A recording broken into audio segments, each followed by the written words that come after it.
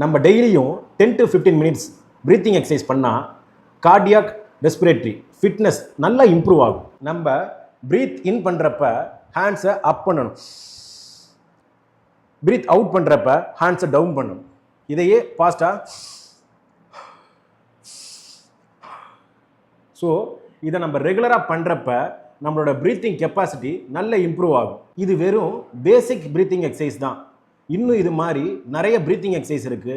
Medical டேர்ம்ஸில் சொல்லணும்னா regular breathing exercise பண்ணுறப்ப lungs capacity increase பண்ணுது, ஹார்ட் எஃபிஷியன்சி இன்க்ரீஸ் பண்ணுது, ஆக்சிஜன் சேச்சுரேஷன் இன்க்ரீஸ் பண்ணுது.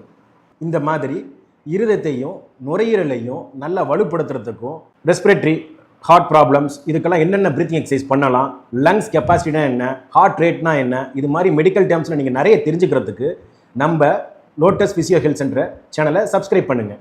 மறந்துடாமல் உங்கள் ஃப்ரெண்ட்ஸுக்கு ஷேர் பண்ணுங்கள்.